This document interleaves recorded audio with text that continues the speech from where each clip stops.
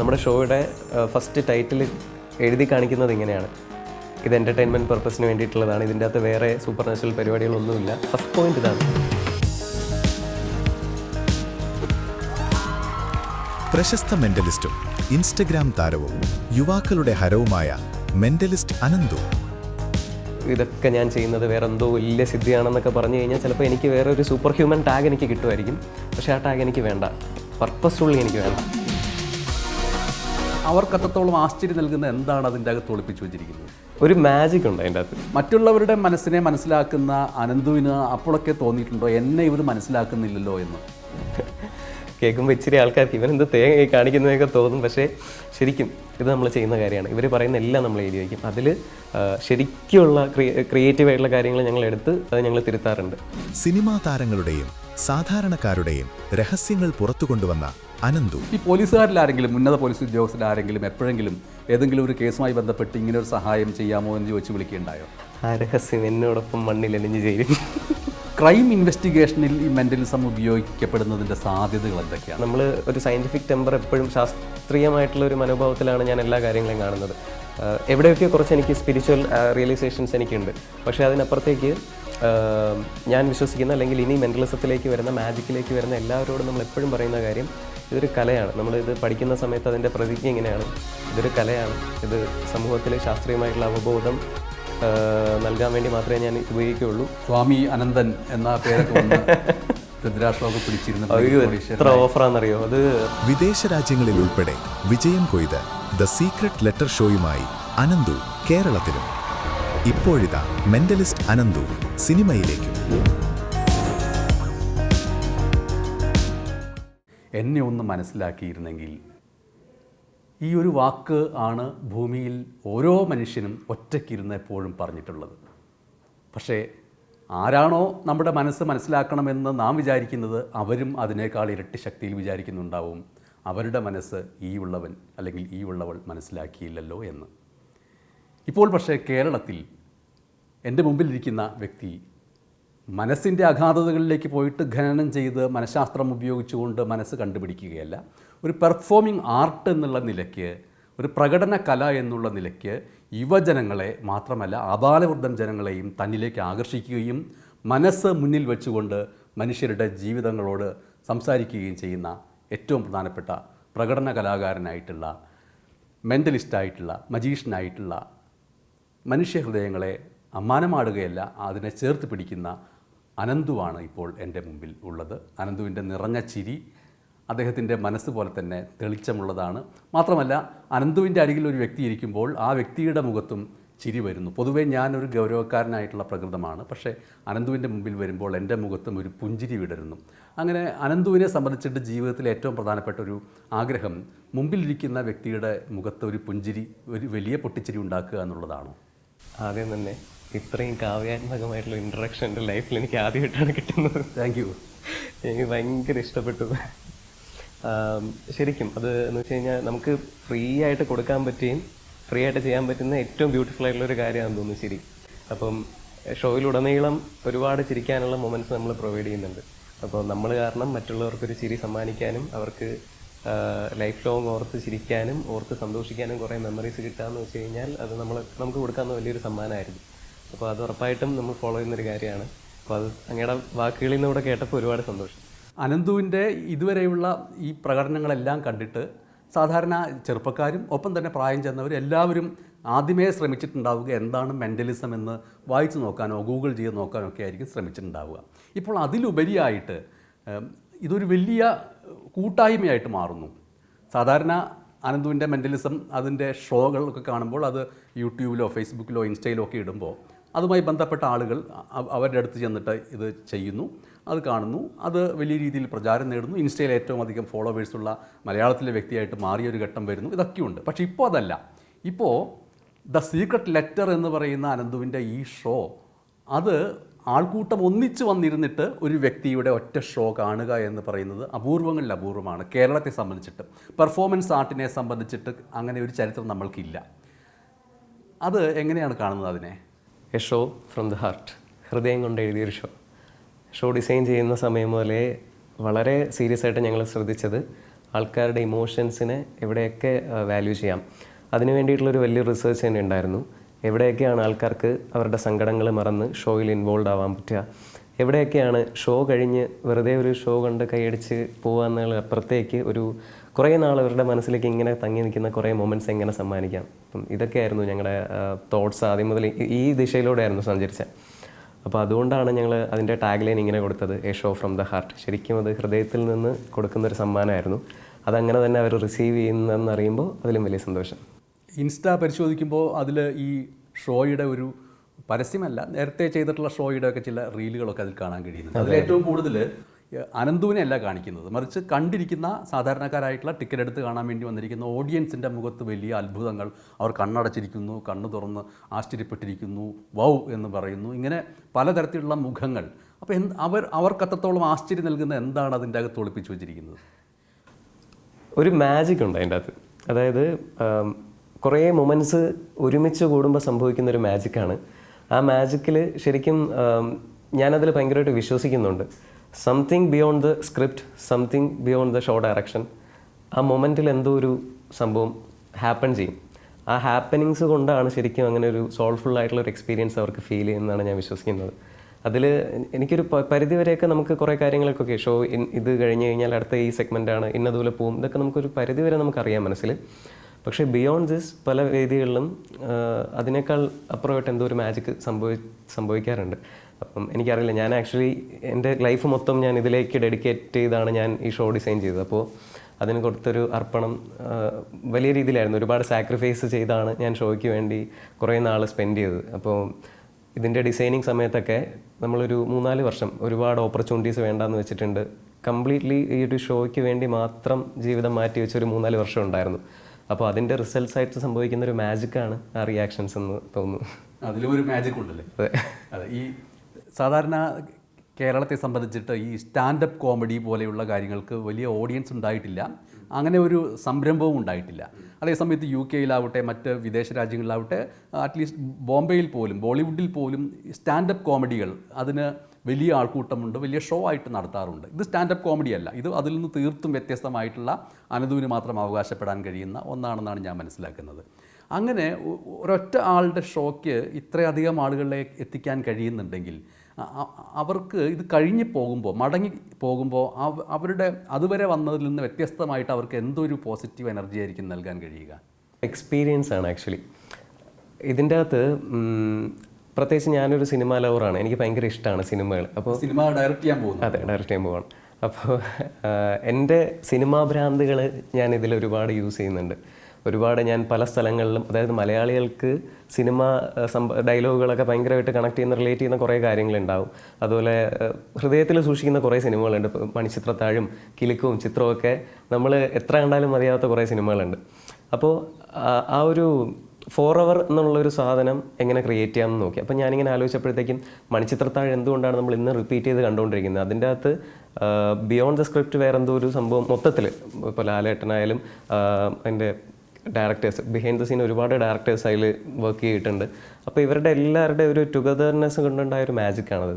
അപ്പോൾ നമ്മുടെ ഈ ഷോയിലും നമ്മൾ ഡിസൈൻ ചെയ്യുന്ന സമയത്ത് അതുപോലൊരു സംഭവം ഉണ്ടാവണം, ഒരു സോൾഫുൾ സാധനം ആയിരിക്കണം എന്നുള്ളൊരു ഇൻറ്റൻഷൻ ഞാൻ നേരത്തെ പറഞ്ഞ പോലെ അതായിരുന്നു. അപ്പോൾ ഈ സോൾഫുൾ എക്സ്പീരിയൻസ് അവർക്ക് ലൈഫ് ലോങ് ക്യാരി ചെയ്യാൻ പറ്റും. വീട്ടിൽ പോകുമ്പോഴും അത് കഴിഞ്ഞും പിന്നീട് എപ്പോഴെങ്കിലുമൊക്കെ എന്നെയോ അല്ലെങ്കിൽ സീക്രട്ട് വീഡിയോസോ കാണുന്ന സമയത്തും അവരുടെ മനസ്സിലേക്കൊരു റിഫ്രഷ്മെൻറ്റ് അല്ലെങ്കിൽ ഒരു ഭയങ്കര ഒരു പോസിറ്റീവ് ഫീല് വരുന്ന രീതിയിലായിരിക്കും അവർക്ക് ആ ചിന്തകൾ തുടങ്ങുന്നത്. അപ്പം പിന്നെ ഒരു കാര്യം നേരത്തെ പറഞ്ഞല്ലോ, നമ്മളെ മനസ്സിലാക്കാൻ പറ്റാത്ത ആൾക്കാർ, മനുഷ്യ മനസ്സിനെ മനസ്സിലാക്കിയിരുന്നെങ്കിൽ എന്ന് ഒരുപാട് ആൾക്കാർ ആഗ്രഹിക്കുന്ന ഒരു കാര്യം സാറ് പറഞ്ഞിരുന്നു. അപ്പം അതിൻ്റെ കുറച്ച് കാര്യങ്ങളിലൂടെ നമ്മൾ യൂസ് ചെയ്യുന്നുണ്ട്. അതായത് പല ഇമോഷൻസിലുള്ള ആൾക്കാരായിരിക്കില്ലേ ഷോയ്ക്ക് വരുന്നത്. പലരും അവരുടെ ഡെയിലി ലൈഫിലെ പല ഹെക്റ്റിക് ഷെഡ്യൂൾസിൻ്റെ ഇടയിലായിരിക്കും ഷോയ്ക്ക് വരുന്നത്. ചിലർ ഭയങ്കര ഹാപ്പി ആയിരിക്കും ആ ദിവസം, ചിലർ എന്തെങ്കിലുമൊക്കെ ഒരു ന്യൂസ് കേട്ട് സാഡായിട്ടിരിക്കുന്ന ആൾക്കാരായിരിക്കും. അപ്പം ഇങ്ങനെ മൊത്തത്തിൽ ഏത് ഇമോഷനിലേക്ക് കൂടെ കടന്നു പോകുന്ന ആളായാലും ഈ ഷോയെക്കുറിച്ച് ആലോചിക്കുമ്പോൾ അവരൊരു നിമിഷം ഒന്ന് സന്തോഷിക്കണം, ആ ഇൻറ്റൻഷൻ ഉണ്ടായിരുന്നു. അപ്പോൾ അതാണ് ഞങ്ങൾ അഷ്വർ ചെയ്യുന്ന ഗിഫ്റ്റ്. ഇതുവരെ അനന്തു മറ്റുള്ളവരുടെ മനസ്സിനെ മനസ്സിലാക്കുന്നു, അല്ലെങ്കിൽ മറ്റുള്ളവരുടെ മനസ്സിൽ അവർ ഒളിപ്പിച്ചു വെച്ചു എന്ന് അവർ വിചാരിക്കുന്ന കാര്യങ്ങൾ റിവീൽ ചെയ്യുന്നു എന്നുള്ളതിലേക്കുള്ള ഷോകളാണ് വ്യക്തിപരമായിട്ട് വന്നിട്ടുള്ളത്. ആ ഷോകളൊക്കെ വന്ന സമയത്ത് മിക്കവയും ഇൻസ്റ്റഗ്രാമിലും അതുപോലെ യൂട്യൂബിലുമൊക്കെയാണ്. അതിൽ തന്നെ ചിലതിൽ പറയുന്നുണ്ട് ഇതെല്ലാം ചിലരൊക്കെ നെഗറ്റീവ് കമൻറ്റുകൾ കൊണ്ട് നിറയ്ക്കുന്നു. ആ നെഗറ്റീവ് കമൻറ്റിൻ്റെ അടിസ്ഥാനം ഇത് പ്ലാൻ ചെയ്തിട്ട് ചെയ്യുന്നതാണ്. അപ്പോൾ മറ്റുള്ളവരുടെ മനസ്സിനെ മനസ്സിലാക്കുന്ന അനന്തുവിന് അപ്പോഴൊക്കെ തോന്നിയിട്ടുണ്ടോ എന്നെ ഇവർ മനസ്സിലാക്കുന്നില്ലല്ലോ എന്ന്? അത് ഇനീഷ്യൽ സ്റ്റേജിൽ, അതായത് ഈ ആർട്ട് ഇത്ര പോപ്പുലർ ആവുന്നതിനൊക്കെ മുമ്പ് വരെ ഇങ്ങനെ ഇച്ചിരി സങ്കടമൊക്കെ വന്നായിരുന്നു. ഇതെന്താ ഇങ്ങനെ എല്ലാവരും ഇങ്ങനെ പറയുന്നതെന്ന് ആലോചിച്ചിട്ടുണ്ടായിരുന്നു കോളേജിലൊക്കെ പഠിക്കുന്ന സമയത്ത്. പിന്നീട് നമ്മൾ ഈ ഷോ സ്റ്റാർട്ട് ചെയ്യുന്ന സമയത്ത് ആക്ച്വലി ആ ചിന്തകളൊക്കെ മാറി. ആൾക്കാരിപ്പോൾ കൂടുതൽ ലൈവായിട്ട് അവർ ഷോയിൽ വന്ന് എക്സ്പീരിയൻസ് ചെയ്യാൻ തുടങ്ങുന്ന സമയത്ത് അവർക്കറിയാം നമ്മൾ റിങ്ങോ എന്തെങ്കിലും എറിഞ്ഞു കൊടുത്ത് വളരെ റാൻഡമായിട്ടല്ലേ ആൾക്കാരെ വിളിക്കുന്നത്. അപ്പോൾ ആ ഒരു റാൻഡംനെസ് അവർക്ക് ഇപ്പോൾ ഫീൽ ചെയ്യുന്നുണ്ട്. അപ്പോൾ ഇപ്പോൾ അതുകൊണ്ട് അങ്ങനെ ഒരു പ്രീ പ്ലാൻഡ് ആണ് അങ്ങനെയുള്ള രീതിയിലുള്ള സംഭവങ്ങളൊന്നും അങ്ങനെ റീസെൻ്റായിട്ട് അങ്ങനെയൊന്നും വരാറില്ല. ആൾക്കാർക്ക് കുറച്ചുകൂടെ ജനകീയമായിട്ട് ഈ കലയെ അവർ അക്സെപ്റ്റ് ചെയ്ത് തുടങ്ങി എന്നുള്ളതാണ്. ഈ മൈൻഡിന് വലിയ പ്രാധാന്യമില്ലാത്തൊരു കാലഘട്ടമായിട്ട് ഇത് മാറുന്നു എന്നുള്ളൊരു ആരോപണം വരുന്നുണ്ട്. അതായത് മൈൻഡിനെയും ചിന്താശക്തിയെയും ബുദ്ധിയെയും ഉപയോഗിക്കുന്നില്ല. മുഴുവൻ സമയം മൊബൈൽ ഫോണിലേക്ക് നമ്മൾ കണ്ണു നട്ടിരിക്കുന്നു. എല്ലാ അറിവും മൊബൈൽ ഫോൺ തരുന്നു. തലച്ചോറ് പ്രവർത്തിക്കേണ്ടതില്ല. അങ്ങനെ മനസ്സ് എന്ന് പറയുന്നത് ഒരു പ്രധാനപ്പെട്ട ഒന്നല്ലാതായി മാറുന്ന സമയത്താണ് മനസ്സുമായിട്ട് വരുന്നത്. അങ്ങനെ മൈൻഡ് എന്ന് പറയുന്ന ഒന്നിൻ്റെ പ്രാധാന്യം അനന്തു എങ്ങനെയാണ് അതിനൊന്ന് വിശദീകരിച്ച് പറയാം? ഇപ്പോൾ റീസെൻ്റ്ലി ChatGPT ഒക്കെ വന്ന സമയത്ത് പണ്ടൊക്കെ നമുക്കിപ്പോൾ ഒരു ഇംഗ്ലീഷിലൊരു സാധനം ഫ്രേസ് ചെയ്യണമെന്നുണ്ടെങ്കിൽ നമ്മുടെ തന്നെ വൊക്കാബുലറീസ് ഒക്കെ വെച്ച് നമ്മൾ ഡെവലപ്പ് ചെയ്യണം. അതുപോലെ ഐഡിയാസ് നമ്മൾ ഒരു ഐഡിയ ക്രിയേറ്റ് ചെയ്യാനായിട്ട് ആദ്യം ഒരു തോട്ട് വരണം. ആ തോട്ടിൻ്റെ അതിൽ നിന്ന് ഡെവലപ്പ് ചെയ്ത ഐഡിയയിലേക്ക് പോകണം. അപ്പം ഇപ്പോൾ എന്ന് വെച്ച് കഴിഞ്ഞാൽ ഈ ChatGPT ഉള്ളതുകൊണ്ട് നമ്മളിപ്പോൾ എന്തെങ്കിലും ഒരു കാര്യം പെട്ടെന്ന് വേണമെന്നുണ്ടെങ്കിൽ അതിൻ്റെ ഒരു ഹുക്ക് കൊടുത്താൽ മതി, ChatGPT തന്നെ ഐഡിയാസ് ക്രിയേറ്റ് ചെയ്ത് തരും. അപ്പോൾ ഇത് ആക്ച്വലി ഞാൻ മനസ്സിലാക്കുന്നത്, എനിക്കറിയില്ല അത് എത്രത്തോളം ആൾക്കാർക്ക് അക്സെപ്റ്റ് ചെയ്യാൻ പറ്റുമെന്നറിയില്ല, നമ്മുടെ ക്രിയേറ്റിവിറ്റി ശരിക്കും പറഞ്ഞാൽ ഒരു പരിധി വരെയൊക്കെ റെഡ്യൂസ് ചെയ്യുന്നുണ്ട്. അത് ഇപ്പോൾ പണ്ടുള്ള ആൾക്കാർ മറ്റേ മൊബൈൽ നമ്പറും ഈ ടെലിഫോൺ നമ്പറൊക്കെ കാണാതെ എത്രയോ നമ്പേഴ്സ് അവർക്ക് 100-150 നമ്പേഴ്സ് കാണാതെ പഠിച്ചു വെച്ചിരുന്ന ഒരു സമയം ഉണ്ടായിരുന്നു. പിന്നീട് ഈ സേവ് ചെയ്യാൻ പറ്റുന്ന ഓപ്ഷൻ വന്നപ്പോഴത്തേക്കും ആ ഒരു സ്കില്ലങ്ങ് പോയി. അതുപോലെ ക്രിയേറ്റിവിറ്റി എവിടെയൊക്കെ ഒരു പരിധി വരെ ഇത് റെഡ്യൂസ് ചെയ്യുന്നുള്ളത് സത്യമാണ്. പക്ഷെ അതിനെയും ക്രിയേറ്റിവിറ്റി റെഡ്യൂസ് ചെയ്യാതെ നമുക്ക് ഈ സാധ്യതകൾ യൂസ് ചെയ്യാൻ പറ്റും. ഇപ്പം ഞാനിപ്പം എൻ്റെ ഇൻ്റലിജൻസും AI-യുടെ ഇൻ്റലിജൻസും വെച്ചിട്ടൊരു ഒരു കോമ്പറ്റീഷൻ പോലെ അങ്ങനെയാണ് ഞങ്ങളിപ്പോൾ ചെയ്യുന്നത്. അതായത് നമുക്ക് ചെയ്യാൻ പറ്റുന്നത് നമ്മുടെ ഐഡിയാസിൽ എന്തൊക്കെ കാര്യങ്ങളാണ് ക്രിയേറ്റീവായിട്ട് വരുന്നത് ഇതെല്ലാം നമ്മൾ ആദ്യം ലിസ്റ്റ് ചെയ്യും. ചിലപ്പോൾ ഒരു 2-3 മാസം എടുത്തിട്ട് നമ്മൾ ഉണ്ടാക്കുന്ന ഒരു ടെക്സ്റ്റ് ആയിരിക്കും, ഒരു ഡീപ്പ് സ്റ്റഡി നടത്തി നമ്മുടെ സ്വന്തം റിസർച്ചിൽ ഉണ്ടാക്കുന്ന സാധനമായിരിക്കും. എന്നിട്ട് നമ്മൾ ഈ 3 മാസത്തിന് ശേഷം നമ്മൾ ChatGPTയോട് ഏതെങ്കിലും ഒരു AI ടൂളിൽ നമ്മൾ ഇതിനെപ്പറ്റി ചോദിക്കും, ലൈക്ക് AI-ക്ക് ഇതിനെക്കുറിച്ച് എന്താണ് പറയാനുള്ളത് എന്നുള്ള സാധനം. അത് സെക്കൻഡുകൾക്കുള്ള സാധനം കിട്ടും. അപ്പോൾ അതും നമ്മുടെ സ്റ്റഡീസും വെച്ച് റിസർച്ച് ചെയ്യുന്ന സമയത്ത് നമ്മുടെ സ്റ്റഡീസ് അവർ തരുന്നതിനെക്കാട്ടിൽ ഹൈ ആണെന്ന് തോന്നിക്കഴിഞ്ഞ് കഴിഞ്ഞാൽ അപ്പോൾ കിട്ടുന്നൊരു സാധനമുണ്ട്. അപ്പോൾ ശരിക്കും ഞങ്ങളുടെ വർക്ക് ഇപ്പോൾ അങ്ങനെ പോകുന്നത്. അവിടെ നമ്മുടെ ഇൻ്റലിജൻസിനെ നമുക്ക് കുറച്ച് കാണുകയും വേണ്ട, അതേപോലെ അതിൻ്റെ സാധ്യതകൾ എവിടെയെങ്കിലും ഒരു എറർ നമ്മുടെ ഭാഗത്ത് നിന്നുണ്ടെന്നുണ്ടെങ്കിൽ അതിൻ്റെ നമുക്ക് സാധ്യതകൾ യൂസ് ചെയ്യാൻ പറ്റും. അപ്പോൾ ഈ ഒരു ബാലൻസ് വന്നു കഴിഞ്ഞ് കഴിഞ്ഞാൽ ഭയങ്കര നല്ലതായിരിക്കും എന്ന് തോന്നുന്നു.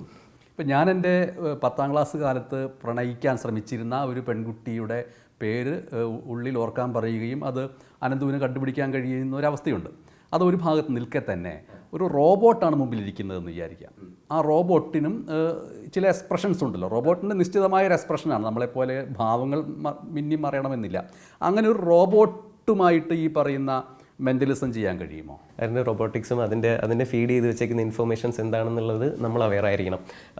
മൈക്രോ എക്സ്പ്രഷൻസോ അല്ലെങ്കിൽ ഫേഷ്യൽ ആയിട്ടുള്ള മൂവ്മെൻറ്റ്സോ എന്തായാലും അതിന് ഉണ്ടാവില്ലല്ലോ. അത് മനുഷ്യർക്ക് മാത്രമുള്ള സാധനമാണ്. ലൈക്ക് നമുക്കത് മനുഷ്യരിൽ ചെയ്യുന്നത് പോലെ ഒരിക്കലും അതിൽ പറ്റില്ല. പറ്റുന്നുണ്ടെങ്കിൽ എന്തായാലും അതിന് ഓൾറെഡി ഒരു സാധനം ഫീഡ് ചെയ്ത് വെച്ചേക്കായിരിക്കും. ആ ഇൻഫർമേഷൻസ് എന്തൊക്കെയാണെന്നുള്ളൊരു ലിസ്റ്റ് നമുക്ക് കിട്ടിയാൽ മാത്രമേ നമുക്ക് എടുക്കാൻ പറ്റൂ. അതൊരു കൈൻഡ് ഓഫ് ഒരു അശ്വമേധം ഗെയിം പോലെ നമുക്കത് ചെയ്യാൻ പറ്റുള്ളൂ. ഇത്രയും കാലത്ത് ഇൻസ്റ്റാ ഫോളോവേഴ്സ് മിക്കവരും ചെറുപ്പക്കാരൊക്കെ ഉണ്ട്. ഇതിൽ ഏതെങ്കിലും ഒരു ചെറുപ്പക്കാരനോ ചെറുപ്പക്കാരിയോ അനന്തുവിനുള്ളത് പോലെ തന്നെ ഒരു പാഷനോട് കൂടിയിട്ട്, അതിൻ്റെ വർണ്ണാഭമായിട്ടുള്ള കാര്യങ്ങളല്ല, മറിച്ച് പാഷനായിട്ട് അതിനുവേണ്ടി എന്തും സഹിക്കാൻ കഴിയുന്ന രീതിയിൽ അങ്ങനെയുള്ള ആരെങ്കിലുമൊക്കെ സമീപിച്ചിട്ടുണ്ടോ? അതോ ഇതിൻ്റെ കേവല കൗതുകത്തിൻ്റെ പുറത്തുള്ള ഒരു ആരാധക വൃന്ദമാണോ? ഒരു 90% വീഡിയോസ് കാണുന്ന സമയത്ത് അവർക്കൊരു കൗതുകം തോന്നും. അപ്പോൾ പഠിക്കണം എന്നുള്ള ആഗ്രഹത്തിൽ വരും. അപ്പം ഞാൻ അങ്ങനെ ക്ലാസ് കണ്ടക്ട് ചെയ്യുന്നില്ല. അതിൻ്റെ ഒതൻറ്റിക് ആയിട്ടുള്ള ഇൻസ്റ്റിറ്റ്യൂഷൻസ് സജസ്റ്റ് ചെയ്യും. കുറച്ച് പേര്, വളരെ കുറച്ച് പേര് എനിക്ക് തോന്നിയിട്ടുണ്ട് ശരിക്കും അവർ ഭയങ്കര വെൽ ഡിസേർവ്ഡ് ആണെന്ന് തോന്നിയിട്ടുണ്ട്. അപ്പം അങ്ങനെയുള്ള ചില ആൾക്കാരെ ഞാൻ തന്നെ ഞങ്ങൾക്കൊരു ഇൻസ്റ്റിറ്റ്യൂഷൻ ഉണ്ട്, വൂഡു സ്കൂൾ ഓഫ് മെൻ്റലിസം എന്ന് പറഞ്ഞിട്ട്. അപ്പോൾ അവിടെയാണ് ഞങ്ങളുടെ റിസർച്ച് കാര്യങ്ങളൊക്കെ. അപ്പോൾ അവരങ്ങനെ ഒരുപാട് പേരെ പഠിപ്പിക്കുക അതൊന്നുമല്ല അവരുടെ ഇൻറ്റൻഷൻ. വളരെ ഒതൻറ്റിക് ആയിട്ടുള്ള മെൻ്റലിസത്തിൻ്റെ റിസർച്ച് ചെയ്യുന്നൊരു സ്ഥാപനമാണ്. അപ്പോൾ അവിടത്തേക്ക് ഞാൻ എൻ്റെ ഭാഗത്തുനിന്ന് ഒരു പുഷ് കിട്ടിയാൽ അവർ ചിലപ്പം കുറച്ചുകൂടി അതൊരു പ്രയോറിറ്റി കൊടുക്കും. ഇന്ന ആളിനെ നമുക്ക് പഠിപ്പിക്കാം എന്നുള്ളൊരു സാധനമല്ലേ. അപ്പോൾ അങ്ങനെ ഞാൻ സജസ്റ്റ് ചെയ്ത് ഒന്ന് പുഷ് ചെയ്ത കുറച്ച് ആൾക്കാരുണ്ട്. ഈ ഒരു മാസം കൊണ്ടൊക്കെ മെൻ്റലിസം പഠിക്കാമെന്ന് പറഞ്ഞ് ഇന്ന് വരുന്ന പരസ്യങ്ങളൊക്കെ ചില കാര്യങ്ങളിൽ കാണാറുണ്ട്. എന്ത് കാര്യമാണോ ഏറ്റവും ഓഫറിൽ ഏറ്റവും ചുരുങ്ങിയ സമയത്ത് കിട്ടുക എന്നുള്ള പരസ്യം വരുന്നത് അതെല്ലാം ഫേക്കാണ്. അത് എനിക്കറിയില്ല, അത് ഒരു പോയിന്റ് കഴിഞ്ഞപ്പോഴത്തേക്കും ഭയങ്കരമായിട്ട് മിസ്യൂസ് ചെയ്യപ്പെട്ടു ഈ സാധനം. ഫസ്റ്റ് ഓഫ് ഓൾ ഇതൊരു ഭയങ്കര ബ്യൂട്ടിഫുൾ ആയിട്ടുള്ളൊരു ആർട്ട് ഫോമാണ്. അപ്പം അതിങ്ങനെ ഒരു ചീപ്പ് ബിസിനസ് പോലെ അങ്ങനെ കൊണ്ടുപോകേണ്ട ഒരു സാധനമല്ല. ഞാൻ നേരത്തെ പറഞ്ഞൊരു അർപ്പണ മനോഭാവത്തിൽ നമ്മൾ കൊടുക്കേണ്ട ഒരു സാധനമുണ്ട്. അപ്പോൾ അതിനെ മാർക്കറ്റിംഗ് അല്ലെങ്കിൽ ബിസിനസ് പരമായിട്ട് യൂസ് ചെയ്യുന്ന സമയത്ത് ഇവർ വാങ്ങിക്കും. ഇവർ സാധാരണക്കാരാണ്. അവർ കുറഞ്ഞ പൈസ എന്നുള്ളൊരു ടാഗ് കാണുമ്പോൾ ഓക്കെ ഈ പൈസയ്ക്ക് ഇത് കിട്ടുമല്ലോ എന്നുള്ളൊരു ടാഗ് കാണുന്ന അവർക്ക് അതിൻ്റെ ഇഷ്ടം കൊണ്ടായിരിക്കും ചിലപ്പോൾ ചേരുന്നത്.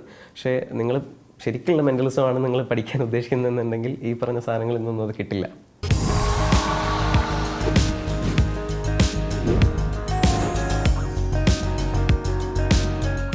ഇതിൽ ഒരു രഹസ്യ അക്ഷരം അല്ലെങ്കിൽ ദ സീക്രട്ട് ലെറ്റർ എന്ന് പറയുന്ന ആ ഷോയിലേക്ക് തന്നെ ഞാൻ ഒന്നുകൂടി വരികയാണ്. ഈ ഷോ വിഭാവനം ചെയ്യുന്ന സമയത്ത് നേരത്തെ സൂചിപ്പിക്കുകയുണ്ടായി, സിനിമയുമായി ബന്ധപ്പെട്ട ചില കാര്യങ്ങൾ, പലതരത്തിലുള്ള ഐഡിയകൾ, ഒരു ഷോ ഡയറക്ടറുടെ മനസ്സാണ് അതിൻ്റെ ഉള്ളിൽ പ്രവർത്തിച്ചിട്ടുള്ളതെന്ന് പറയുകയുണ്ടായി. അത് സിനിമ തന്നെയാണോ പ്രധാനപ്പെട്ട ഒരു കാര്യം? പ്രത്യേകിച്ചും ഈ മണിച്ചിത്രത്താഴ് മാത്രമല്ല, മലയാള സിനിമയുടെ ചരിത്രം നോക്കുകയാണെങ്കിൽ മന്ത്രവാദവുമായി ബന്ധപ്പെട്ട, സൈക്കോളജിയുമായി ബന്ധപ്പെട്ട, ഒട്ടും സയൻറ്റിഫിക് അല്ലാത്തതും ആയിട്ടുള്ളതുമായിട്ടുള്ള നിരവധി കാര്യങ്ങളുണ്ട്. ഇപ്പോൾ മാള അരവിന്ദനൊക്കെ ചെയ്തിട്ടുള്ള മന്ത്രവാദി വേഷങ്ങൾ, ജഗതി ചെയ്തിട്ടുള്ള മന്ത്രവാദി വേഷങ്ങൾ, ഒപ്പം കള്ളിയാങ്കാട്ട് നീലി, ഇങ്ങനെയുള്ള പല ഇതിഹാസങ്ങളൊക്കെ നമ്മുടെ മുമ്പിലുണ്ട്. അതിൽ നിന്നൊക്കെയുള്ള ചില കാര്യങ്ങളൊക്കെ ഇതിലേക്ക്, ഈ ഷോയിലേക്ക് സ്വാംശീകരിച്ചിട്ടുണ്ടോ? കാണാത്ത ഒരാളുടെ കൗതുകം കൊണ്ട് ചോദിക്കുകയാണ്. ഇൻസ്പിറേഷൻസ് ഉണ്ടായിട്ടുണ്ട് ഒരുപാട്. ഒരു നിശ്ചിത ക്യാരക്ടർ, ആ ക്യാരക്ടറിനെ കുറിച്ചിട്ടുള്ള കുറേ കാര്യങ്ങൾ ഞാനിങ്ങനെ ഒരു സിനിമയുണ്ട്. ആ സിനിമ ഞാനിങ്ങനെ കണ്ട് ഒരു പോയിന്റ് കഴിഞ്ഞപ്പോഴേ ആ ക്യാരക്ടറിനോട് എനിക്ക് ഭയങ്കര ഇഷ്ടം തോന്നി. അപ്പോൾ അതിൽ 1-2 ഡയലോഗ്സ് നമ്മൾ യൂസ് ചെയ്യുന്നുണ്ട്. ആ ക്യാരക്ടർ പറയുന്ന ചില ഡയലോഗ്സ്, അത് ഏതാണെന്ന് പറഞ്ഞു കഴിഞ്ഞാൽ സ്പോയിലറായി പോകും. അങ്ങനെ യൂസ് ചെയ്യുന്നുണ്ട്. പിന്നെ ഇതിൽ സ്പോട്ട് ഇംപ്രവൈസേഷനാണ് കൂടുതലും വരുന്നത്. നമ്മുടെ ഓൾറെഡി ഉള്ളത് ഒരു റൂട്ട് മാത്രമേ നമ്മുടെ കയ്യിലുള്ളൂ. ഷോ ഇങ്ങനെ തുടങ്ങി ഇങ്ങനെ തീരണം, ഇത്രയേ ഉള്ളൂ. പക്ഷേ ഇതിനപ്പുറത്തേക്ക് ഈ വരുന്ന ആൾക്കാർ നമ്മളോട് ഇൻട്രാക്ട് ചെയ്യുന്ന സമയത്ത് ഉണ്ടാകുന്ന കുറേ മൊമെൻറ്റ്സ് ഉണ്ട്. ആ മൊമെൻറ്റ്സാണ് ഇതിനൊരു ശരിക്കുള്ളൊരു ജീവൻ കൊടുക്കുന്നത്. അവിടെ നമ്മൾ സ്പോട്ട് ഇംപ്രവൈസേഷനും പ്രസൻസ് ഓഫ് മൈൻഡിൻ്റെ ഒക്കെ ഒരു പരിപാടിയാണ്. പല കൈൻഡ് ഓഫ് ആൾക്കാർ വരും. ചിലപ്പോൾ ഒഫെൻസീവായിട്ട് വരും, ചിലപ്പോൾ ഭയങ്കരമായിട്ട് ഇഷ്ടപ്പെട്ട് വരും. അപ്പോൾ ചിലപ്പോൾ ഭയങ്കര നാണം കുണുങ്ങിയായിട്ടുള്ള ആൾക്കാർ ഒരു ഭയങ്കര മടിച്ചൊക്കെ സ്റ്റേജിലേക്ക് വരും. റിങ് കിട്ടുമ്പോൾ പോയി കഴിഞ്ഞാൽ എൻ്റെ മനസ്സിലുള്ള എല്ലാം പറയും, ഇങ്ങനെയൊക്കെയുള്ള ചിന്തകളൊക്കെ. അപ്പോൾ ഈ വരുന്ന ആൾക്കാരെ കംഫർട്ടാക്കുക എന്നുള്ളതാണ് ഏറ്റവും ഫസ്റ്റ് പ്രയോറിറ്റി. 2, അവരെ ഹേർട്ട് ചെയ്യാത്ത രീതിയിൽ ആ ഹ്യൂമർ ജനറേറ്റ് ചെയ്യുക. ആ ഹ്യൂമർ ജനറേറ്റ് ചെയ്യുന്നത് നമുക്കങ്ങനെ ഒരു ഫിക്സ്ഡ് ആയിട്ടുള്ള സാധനം വെച്ച് പറ്റില്ല. ആ മൊമെൻറ്റിൽ മനസ്സിലേക്ക് എവിടെ നിന്നൊക്കെയോ കുറേ കാര്യങ്ങൾ വരും. അതാണ് ഞാൻ പറഞ്ഞത്, അങ്ങനെ ഒരു മാജിക് എല്ലാ ഷോയിലും സംഭവിക്കുന്നുണ്ട്. പ്ലാൻഡ് അല്ലാതെ മനസ്സിലേക്ക് ആ മൊമെൻറ്റിലേക്ക് വരുന്ന, മൊമെൻറ്റിൽ ക്രിയേറ്റഡ് ആവുന്ന കുറേ വേർഡ്സ്, അത് ആൾക്കാർ ചിരിക്കുന്നു. ചില മാനേഴ്സ്, ഞാനിപ്പോൾ ഒരാളിങ്ങനെ നിൽക്കുകയാണ്, അപ്പം പുള്ളീനെ ഞാൻ കഴിഞ്ഞ ഷോയിൽ ഉണ്ടായാണ്, ഞാനൊന്നും പറഞ്ഞിട്ടില്ല, ഞാനിങ്ങനെ പുള്ളി ഇങ്ങനെ നിൽക്കുകയാണ്, ഞാനൊരു ജസ്റ്റ് ഒരു നോട്ടം കൊടുത്തു, ആളുടെ കണ്ണിലേക്ക് ഇങ്ങനെ നോക്കി, അപ്പോൾ പുള്ളി എന്നെ നോക്കി, 3 സെക്കൻഡ് പോസ്. ഞാൻ നോക്കിയപ്പോൾ തിയേറ്റർ ഭയങ്കരമായിട്ട് ചിരിക്കുന്നു. അപ്പോൾ അവർക്ക് അതിൽ നിന്നൊരു ഹ്യൂമർ എലമെൻറ്റ് കിട്ടിയിട്ടാവുമല്ലോ അവർ ചിരിക്കുന്നത്. അപ്പോൾ ആ മാജിക്കാണ് ഞാൻ നേരത്തെ പറഞ്ഞത്, ഒരു സ്പോട്ടിൽ ഇംപ്രവൈസ്ഡായി വരുന്ന ഒരു മാജിക് അവിടെ സംഭവിക്കുന്നുണ്ട്. കണ്ണിൽ നോക്കിയിരിക്കുക എന്ന് പറയുന്നത് ഏറ്റവും പ്രധാനപ്പെട്ടതാണ് അല്ലേ? അതെ. ബുക്ക് മൈ ഷോ പോലെയുള്ള ആപ്പുകളുണ്ടല്ലോ, അത് മലയാളി സാധാരണ ഭൂരിപക്ഷം പേരും നോക്കുന്നത് സിനിമ ബുക്ക് ചെയ്യുന്നതിന് വേണ്ടി മാത്രമാണ്. ആ ഒരു കൾച്ചറിന് മാറ്റം വരികയാണ് മെൻ്റലിസത്തിലൂടെ. ഈ പറഞ്ഞ സീക്രട്ട് ലെറ്റർ എന്നുള്ള ഈ ഷോ കാണുന്നതിന് വേണ്ടിയിട്ടുള്ള ബുക്കിങ്ങുമായി ബന്ധപ്പെട്ട് നോക്കുമ്പോൾ, അപ്പോൾ അത് അങ്ങനെ ഒരു കൾച്ചർ നമ്മുടെ മുമ്പിലേക്ക് വരുന്നു. അങ്ങനെ ചെയ്ത് കഴിയുമ്പോൾ നേരത്തെ ഇൻസ്റ്റയിലൊക്കെ ചെയ്ത പോലുള്ള റീലുകളല്ലാതെ ഇതൊരു ഫുൾ ഷോ ഒരു ചരിത്രത്തിൻ്റെ ഭാഗമായിട്ട് രേഖപ്പെടുത്തി വെക്കാൻ വേണ്ടിയിട്ടാണോ? അനന്തുവിന് സ്വയം ഇതാണ് എൻ്റെ ഐഡൻറ്റിറ്റി എന്ന് രേഖപ്പെടുത്താനുള്ള ഒന്നുകൂടിയായിട്ടാണോ അതിന് കാണുന്നത്? ബുക്ക് മൈ ഷോയെയോ ഈ ദ സീക്രട്ട് ലെറ്റർ എന്ന് പറഞ്ഞ ഈ ഷോയെ? സീക്രട്ട് ലെറ്റർ ഷോ ഒരു പോയിന്റിൽ എന്തായാലും നമ്മൾ എനിക്കറിയാം ഇതിപ്പോൾ കുറച്ച് നാൾ കഴിയുമ്പോഴത്തേക്കും ഇപ്പോൾ ഇതിലേക്ക് പോകുന്ന സമയത്ത് ചിലപ്പോൾ നമുക്ക് ഒരുപാട് ഷോസ് പിന്നീട് ചെയ്യാൻ പറ്റിയെന്ന് വരില്ല. അപ്പോൾ സിനിമയ്ക്ക് മുന്നോടിയായിട്ടുള്ള ഒന്നാണത്. അതെ, അതും നേരത്തെ പ്ലാനിൽ ഉണ്ടായിരുന്നതാണ്. സിനിമ എന്തായാലും ചെയ്യുമല്ലോ. അപ്പോൾ സിനിമ ചെയ്യുന്നതിന് മുമ്പ് എന്താണ് എൻ്റെ വിഷൻ എന്താണ്, അല്ലെങ്കിൽ സിനിമയിലൂടെ ഞാൻ എന്താണ് ഉദ്ദേശിക്കുന്നത് എന്ന് ആൾക്കാർക്ക് ലൈവായിട്ടൊന്ന് കാണണം. എന്ന് വെച്ചാൽ ഇതല്ല സിനിമയാവുന്നത്, പക്ഷേ ഞാൻ എങ്ങനെയാണ് ഇമോഷൻസ് എക്സ്പ്രസ് ചെയ്യാൻ ശ്രമിക്കുന്നത്, എങ്ങനെയാണ് എന്നെ പോർട്രേ ചെയ്യുന്നത് എന്നുള്ളത് എനിക്ക് ആൾക്കാരിലേക്ക് എത്തിക്കണം. അതിനും കൂടെ വേണ്ടിയാണ് സീക്രട്ട് ലെറ്റർ. ഈ സീക്രട്ട് ലെറ്ററിൻ്റെ ഈ ഷോ കാണാൻ വേണ്ടി വരുമ്പോൾ അരമണിക്കൂർ മുമ്പ് ഗേറ്റ് അടയ്ക്കുമെന്ന് പറയുന്നത് അതിന് എന്തെങ്കിലും ഒരു പ്രത്യേകമായിട്ടുള്ള ഒരു അന്തരീക്ഷം ഒരുക്കുന്നതിന് വേണ്ടിയാണ്? ഇല്ല, അതൊരു തിയേറ്റർ കൾച്ചറിൻ്റെ ഭാഗമാണ്. ഷോ തുടങ്ങി കഴിഞ്ഞ് കഴിഞ്ഞാൽ പിന്നെ ആൾക്കാർ വന്നു കഴിഞ്ഞാൽ ഓൾറെഡി വന്ന് സെറ്റിലായിട്ടിരിക്കുന്നവർക്കൊരു ഡിസ്കംഫർട്ട് ഉണ്ടാവില്ലേ. അപ്പോൾ അതുകൊണ്ട് ആരുടെയും തിയേറ്റർ എക്സ്പീരിയൻസിനെ ബാധിക്കണ്ടല്ലോ എന്ന് വിചാരിച്ച് കുറച്ച് നേരം എന്തായാലും ഇവർ പോസ്റ്റ് ആവും, കുറച്ച് നേരം വന്ന് ലാഗായിട്ടിരിക്കേണ്ടി വരും. പക്ഷേ എത്ര സൂപ്പർ സ്റ്റാറിൻ്റെ സിനിമയാണെങ്കിൽ പോലും അതിൻ്റെ റിലീസിംഗ് ഡേ ആണെങ്കിൽ പോലും സിനിമ തുടങ്ങിയ അല്പസമയത്തിനകത്ത് മൊബൈൽ ഫോൺ നോക്കുന്നവരും അതിൻ്റെ വെളിച്ചവും ഒക്കെ നമ്മളുടെ വ്യൂവിങ് കൾച്ചറിനെ വല്ലാതെ ബാധിക്കുന്നുണ്ട്. നമ്മളുടെ സീക്രട്ട് ലെറ്റർ കാണാൻ വേണ്ടി വരുമ്പോൾ ഓഡിയൻസിൻ്റെ ഭാഗത്ത് നിന്ന് ഈ എന്താണ് അവരുടെ ഫോണുകളൊക്കെ പൂർണ്ണമായും സ്വിച്ച് ഓഫ് ആക്കിയിട്ട് ഇതിലേക്ക് അങ്ങനെ എന്തെങ്കിലും നിയന്ത്രണങ്ങളുണ്ടോ? സ്വിച്ച് ഓഫ് ഒന്നും നോക്കണ്ട, ജസ്റ്റ് സൈലൻ്റ് ആക്കി വെച്ചിരുന്നാൽ മതി. നിങ്ങൾ ഫോണിൽ നോക്കില്ല, ദാറ്റ്സ് മൈ ഗ്യാരണ്ടി. ഫോണിൽ നോക്കില്ല എന്നുള്ള ഉറപ്പ് എന്ന് പറയുന്നത് ഇതൊരു കലയായിട്ട് കാണുന്നുണ്ട്, പെർഫോമൻസ് ആർട്ട് എന്നുള്ള നിലയ്ക്ക് തന്നെയാണോ കാണുന്നത്? ഉറപ്പായിട്ടും അതാണ് ഞാൻ പറഞ്ഞ ഒരു തിയേറ്റർ എനിക്ക് ഭയങ്കര ഇഷ്ടമുള്ള ഒരു സ്ഥലമാണ്. എൻ്റെ മനസ്സിലുള്ള കുറേ ചിന്തകൾ, അതായത് നമ്മൾ ചില സമയത്ത് നമ്മൾ വിചാരിക്കും നമ്മൾ ചുമ്മാ ഇരുന്നാലാണ് ചിന്തകൾ വരുന്നത്, പക്ഷേ ശരിക്കും എനിക്ക് തിയേറ്ററിൽ സ്റ്റേജിൽ നിൽക്കുന്ന സമയത്ത് എൻ്റെ മനസ്സിലേക്ക് ആ സമയത്ത് വരുന്ന ചിന്തകൾക്ക് ലിമിറ്റ്ലെസ് ആയിട്ടുള്ള ചിന്തകൾ വരും. അപ്പോൾ ആ ചിന്തകളാണ് പെർഫോമൻസ് ആയിട്ട് മാറുന്നത്. അതാണ് ഞാൻ നേരത്തെ പറഞ്ഞ ഒരു സ്പോട്ട് ഇംപ്രവൈസേഷൻ്റെയും പ്രസൻസ് ഓഫ് മൈൻഡിൻ്റെ കാര്യം. അപ്പം ആ ചിന്തകളെ ഡെവലപ്പ് ചെയ്ത് ഏറ്റവും മനോഹരമായിട്ട് ഉള്ള ഒരു എക്സ്പീരിയൻസ് ആയിട്ട് മാറ്റുക എന്നുള്ളതാണ് എൻ്റെ റെസ്പോൺസിബിലിറ്റി. അപ്പോൾ അതാണ് സംഭവിക്കുന്നത് ആക്ച്വലി. അനന്തു ജനിച്ച കേരളത്തിൽ ആകെ ഒരേ ഒരു സ്ഥലത്ത് മാത്രമാണ് ആദ്യമായിട്ട് നടത്തിയിട്ടുള്ളത്, തിരുവനന്തപുരത്ത്. പിന്നീട് അതിനുശേഷം വിദേശ രാജ്യങ്ങളിലേക്ക് പോവുകയുണ്ടായി. ഈ വിദേശ രാജ്യങ്ങളിലേക്കുള്ള പ്രതികരണം എങ്ങനെയാണ്? അവിടുത്തെ മലയാളികളാണോ അതോ അവിടെയുള്ള ആ വിദേശ രാജ്യങ്ങളിലെ നേറ്റീവായിട്ടുള്ളവരും കൂടി അത് കാണാൻ വേണ്ടി വന്നിട്ടുണ്ടോ? ഒരു കറക്ഷൻ ഉണ്ടായിരുന്നു. ഞാൻ കോർപ്പറേറ്റ് ഷോസ് നമ്മൾ നേരത്തെ ചെയ്യുന്നുണ്ടായിരുന്നു. സീക്രട്ട് ലെറ്റർ എന്ന തിയേറ്റർ ഷോ ആണ് നമ്മൾ ഒറ്റ ഷോ ട്രിവാൻഡ്രത്ത് ആദ്യം ലോഞ്ച് ചെയ്തു മെയ് 2025 മെയ് 25. അപ്പോൾ അതിനുശേഷം പുറത്തേക്ക് UK പോയ സമയത്ത് അവിടെ ലണ്ടൻ, ലെസ്റ്റർ, മാഞ്ചസ്റ്റർ, ഇവിടെ 3 UK ടൂറിൻ്റെ ഫസ്റ്റ് ഷോസ് വരുന്നത്. അപ്പോൾ എനിക്ക് എന്താണെന്ന് വെച്ച് കഴിഞ്ഞാൽ ഈ പുറത്ത് നമ്മൾ ഷോയ്ക്ക് പോകുമ്പോൾ ശരിക്കും കിട്ടുന്നൊരു കാര്യം എന്ന് വെച്ച് കഴിഞ്ഞാൽ ഇവർ നാട്ടിൽ നിന്ന് അവരുടെ ഒരാളിങ്ങനെ ഇവിടെ വരുന്നത് ഏതൊരു ആർട്ടിസ്റ്റിനായാലും കേട്ടോ, നാട്ടിൽ നിന്ന് എക്സ്ക്ലൂസീവായിട്ട് അവർക്ക് വേണ്ടി ഒരുപാട് കമ്മ്യൂണിറ്റീസുള്ള ഒരുപാട് കൾച്ചറിലുള്ള ആൾക്കാരുള്ള ഒരു സ്ഥലത്തേക്ക് അവരുടെ ഒരു നാട്ടുകാരൻ ഒരു ആർട്ടിസ്റ്റ് വരികയാണെന്ന് പറയുമ്പോഴത്തേക്കും അവർ തരുന്ന അക്സെപ്റ്റൻസ് ഭയങ്കര വലുതാണ്, ഭയങ്കര എക്സ്പ്രസീവാണ്. കാര്യം വിദേശത്തെ കൾച്ചർ അവിടെ വിദേശികൾ കൂടുതലും വളരെ എക്സ്പ്രസീവാണ്. ഇങ്ങനെ ഒരു ആക്ട് കാണുന്ന സമയത്ത് അവരുടെ മുഖത്ത് വരുന്ന എക്സ്പ്രഷൻസ് ഇതെല്ലാം പീക്കാണ്. ഇതേ സാധനം തന്നെ നമ്മുടെ നാട്ടുകാരും അഡോപ്റ്റ് ചെയ്യുന്നുണ്ട്. അപ്പം അങ്ങനെ ഭയങ്കര ഒരു റെസ്പോൺസ് കിട്ടുന്നുണ്ട് വിദേശത്തെ ഷോ ചെയ്യുന്ന സമയത്ത്. നാട്ടിലില്ല എന്നല്ല, ഒരു പൊടിക്ക് മേലെ എക്സ്പ്രസീവാണ് വിദേശത്തുള്ള ആൾക്കാർ. വിദേശത്തെക്കുറിച്ച് പറയുമ്പോൾ ഈ വിദേശത്താണ് ഏറ്റവും പ്രധാനപ്പെട്ട സൈക്യാട്രിസ്റ്റുകൾ ലോകത്തിൻ്റെ ചരിത്രത്തെ തന്നെ മാനസ ചരിത്രത്തെ മാറ്റിയിട്ടുള്ളവർ. ഇപ്പോൾ സിഗ്മണ്ട് ഫ്രോയിഡൊക്കെ, ഇപ്പോൾ ഫ്രോയിഡിൻ്റെ സ്വപ്നങ്ങളുടെ വ്യാഖ്യാനം അപഗ്രഥനം എന്ന് പറയുന്ന പുസ്തകം അതിൻ്റെ ഏറ്റവും വലിയ പ്രധാനപ്പെട്ട പുസ്തകമാണ്. അപ്പോൾ ഒരു വ്യക്തി കാണുന്ന സ്വപ്നം, നിരന്തരമായിട്ട് പാമ്പിനെ സ്വപ്നം കാണുന്നുണ്ടെങ്കിൽ ആ വ്യക്തിയുടെ അകത്ത് ഒളിഞ്ഞിരിക്കുന്ന ഒരു ലൈംഗികതയുടെ സൂചനയാണ് അത് എന്നുള്ള നിലയ്ക്ക് അങ്ങനെ സ്വപ്നങ്ങളുടെ വ്യാഖ്യാനം ഒക്കെ നമ്മുടെ മുമ്പിലുണ്ട്. ഈ മെൻ്റലിസവും ഈ സൈക്യാട്രിയും തമ്മിൽ ചേരുന്ന ഘട്ടങ്ങളുണ്ടോ? സൈക്യാട്രി ഇല്ല, സൈക്കോളജിക്കൽ എലമെൻറ്റ്സ് ഉണ്ട്. മനഃശാസ്ത്രപരമായിട്ടുള്ള അത് എല്ലാ മേഖലയിലും ഉണ്ട്. അപ്പോൾ അങ്ങയുടെ ചോദ്യങ്ങളിലൊരു സൈക്കോളജി ഉണ്ട്. ആൾക്കാരെ പിടിച്ചിരുത്തുന്ന രീതിയിൽ എവിടെ അത് അപ്ലൈ ചെയ്യാമെന്നുള്ളത് അങ്ങേക്ക് മാത്രം അറിയുന്നൊരു കാര്യമാണ്. അതുപോലെ എല്ലാവരിലും എല്ലാ മേഖലകളിലും ഓരോ മനഃശാസ്ത്രപരമായിട്ടുള്ള കാര്യമുണ്ട്. അതേ മനഃശാസ്ത്രം തന്നെ പെർഫോമിംഗ് ആർട്സുകളിലുണ്ട്. മെൻ്റലിസത്തിൽ കുറച്ച് കൂടുതലുണ്ട്. ഹ്യൂമൻ ബിഹേവിയർ ഒബ്സർവ് ചെയ്യുക എന്നുള്ളതാണ് മെയിൻലി. അപ്പോൾ ബിയോണ്ട് മെൻ്റലിസം എനിക്ക് വളരെ ഇഷ്ടമുള്ള ഒരു മേഖലയാണ് ഈ നോൺ വെർബൽ കമ്മ്യൂണിക്കേഷൻ്റെ റീഡിങ്സ് കണ്ടെത്തുക എന്നുള്ളത്. അപ്പോൾ വെറുതെ ഇപ്പം അങ്ങയുടെ കയ്യിൽ ഇങ്ങനെ ഈ ഒരു പാറ്റേൺ ഞാൻ ഇപ്പോൾ സ്റ്റോപ്പ് ചെയ്തു, ഫിംഗർ ഫിഡ്ജറ്റിങ്. അപ്പോൾ ഇങ്ങനെ പല രീതിയിലുള്ള ബോഡി ലാംഗ്വേജ് ക്ലൂസ് നമ്മൾ പോലും അറിയാതെ നമ്മളിങ്ങനെ ചെയ്തുകൊണ്ടിരിക്കും. ഇപ്പോൾ ക്യാമറാമാൻ ഇത് കേട്ടിട്ട് ഇച്ചിരി ക്യൂരിയസ് ആയി, ഈ ചീക്സ് ഇങ്ങനെ ഇതായി, ഞാൻ അതൊരു അദ്ദേഹം നിൽക്കുന്ന ബ്ലൈൻഡ് സ്പോട്ടാണ്. പക്ഷേ എനിക്ക് അങ്ങനെ നോക്കുന്ന സമയത്ത് ഇവിടെ നിന്നൊരു ഒരു വിഷൻ അദ്ദേഹത്തിൽ എനിക്ക് കിട്ടുന്നുണ്ട്. അദ്ദേഹത്തിന് ഇത്രയും നേരം ഇല്ലാതിരുന്ന ഒരു ക്യൂരിയോസിറ്റി അദ്ദേഹത്തിൻ്റെ മുഖത്ത് അല്ലേ. അപ്പോൾ എനിക്കിത് കൂടുതൽ ഇഷ്ടമാണ്. Mentalism, magic okay. അപ്പം ഇതിനെക്കാട്ടിലും ഒരു പൊടിക്ക് ഞാൻ ഈ സബ്ജക്ട്സ് പഠിക്കാൻ കുറച്ചൊക്കെ അധികം ടൈം സ്പെൻഡ് ചെയ്തിട്ടുണ്ട്. അപ്പോൾ ഇതും കൂടെ നമ്മൾ ഷോയിൽ ആഡ് ചെയ്യുന്നുണ്ട്, ബിയോണ്ട് ദിസ് മെൻ്റലിസം എന്ന്. അപ്പോൾ അത് ഭയങ്കരമായിട്ട് വർക്കാവുന്നുണ്ട്. ഈ ശരീരത്തിൻ്റെ ചലനങ്ങൾ, കൈകൾ എങ്ങനെ ഉപയോഗിക്കുന്നു, കൈകൾ എവിടെ വെക്കുന്നു എന്നുള്ളതൊക്കെ അതൊക്കെ ഓരോ വ്യക്തിയുടെയും മനഃശാസ്ത്രത്തെ കൂടിയും ആളുടെ ഉള്ളിലെ ചിന്തയെ കൂടിയൊക്കെ പ്രകടിപ്പിക്കുന്നുണ്ട് അല്ലേ. അപ്പോൾ ഈ സിനിമയിലേക്ക് പ്രവേശിക്കാൻ ആഗ്രഹിക്കുന്ന ആളാണല്ലോ. ഇപ്പോൾ സിനിമയിൽ അഭിനയം താല്പര്യമുണ്ടോ? അഭിനയം ഇല്ല. അല്ല, അഭിനയത്തെക്കുറിച്ച് പറയുമ്പോൾ പ്രധാനപ്പെട്ട കാര്യം, എത്ര വലിയ അഭിനേതാവാണെങ്കിലും ഏറ്റവും വലിയ വെല്ലുവിളി നേരിടുന്നത് അവർ നിൽക്കുന്ന ഒരു പൂർണ്ണമായ രൂപം വരികയാണെങ്കിൽ അവരുടെ കൈ അവർ എവിടെ വെക്കുന്നു എന്നുള്ളത്. ആ കഥാപാത്രമായിട്ട് അത്രമേൽ ഇഴുകിച്ചേർന്നിട്ടുണ്ടെങ്കിൽ മാത്രമേ സ്വാഭാവികമായിട്ട് കൈ വരികയുള്ളൂ. ബാക്കിയുള്ളവർ കൈ എവിടെ വെക്കണം എന്നുള്ളതിൻ്റെ പേരിൽ നിരന്തരം ഷോട്ടുകൾ തെറ്റിപ്പോകുന്നൊരവസ്ഥയുണ്ട്, കൈയിൻ്റെ പ്ലേസ്മെൻറ്റ്. അപ്പോൾ അനന്തുവിന് കുട്ടിക്കാലം മുതൽ ഈ ഒരു മറ്റുള്ളവരുടെ ശരീരചലനങ്ങൾ, ആംഗ്യങ്ങൾ, നോട്ടങ്ങൾ അതൊക്കെ നിരീക്ഷിക്കാനുള്ള ഒരു മനസ്സുണ്ടായിരുന്നോ? എനിക്ക് ഷെർലക് ഹോംസ് സീരീസ് ഭയങ്കര ഇഷ്ടമായിരുന്നു.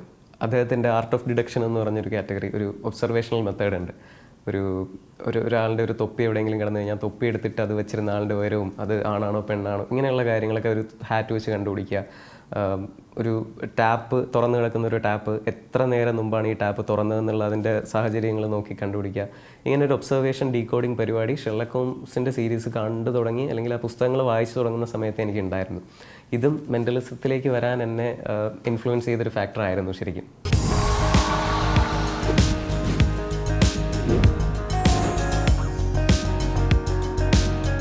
ഒരു ഷോ ചെയ്യുന്ന ആൾ എന്നുള്ള നിലയ്ക്കും ഒരു സ്ട്രീറ്റിൽ പെർഫോം ചെയ്യുന്ന ആൾ എന്നുള്ള നിലയ്ക്കുമൊക്കെ സ്വന്തം വേഷവിധാനങ്ങൾ, അതിൽ ചില പ്രത്യേക, ഇപ്പം മജീഷ്യൻസൊക്കെ അവർക്ക് ഇല്ലാത്ത ചില പ്രത്യേകതരം ലുക്കും മറ്റുമൊക്കെ ഉണ്ടാക്കുന്നതിന് വേണ്ടി വസ്ത്രവിധാനത്തിലൊക്കെ ചില മാറ്റങ്ങളൊക്കെ വരുത്താറുണ്ട്. പക്ഷേ അനന്തുവിനെ സംബന്ധിച്ചിട്ട് അനന്തു എപ്പോഴും ഒരു അയഞ്ഞ ഒരു വസ്ത്രം, അത് തന്നെ പലപ്പോഴും തേച്ച് അയൺ ചെയ്തിട്ടുണ്ടോ എന്ന് സംശയം തോന്നിപ്പിക്കുന്ന ഒരു വസ്ത്രധാരണ രീതി, അതിൽ തന്നെ കറുത്ത നിറമുള്ള ഡ്രസ്സുകൾ കൂടുതൽ. ഇതിലെന്തെങ്കിലും സൈക്കോളജി ഉണ്ടോ? ഒരു സൈക്കോളജി ഇല്ല. ഞാൻ അതിൽ ഇച്ചിരി പിന്നിലോട്ടാണ്. എൻ്റെ കോസ്റ്റ്യൂം ശ്രദ്ധിക്കുക, ഹെയർസ്, ഇതൊക്കെ ഞാൻ ഇച്ചിരി പിന്നിലോട്ടാണ്.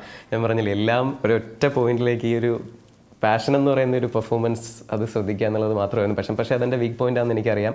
നമ്മുടെ അപ്പിയറൻസിൽ കാര്യമുണ്ട്. നമ്മളൊരാൾ കാണുന്ന സമയത്ത് നമ്മുടെ അപ്പിയറൻസിൽ ഒരുപാട് കാര്യങ്ങൾ നമ്മൾ ശ്രദ്ധിക്കണം. അതിലൊരു മനഃശാസ്ത്രമുണ്ട്, ഇതെല്ലാം എനിക്കറിയാം.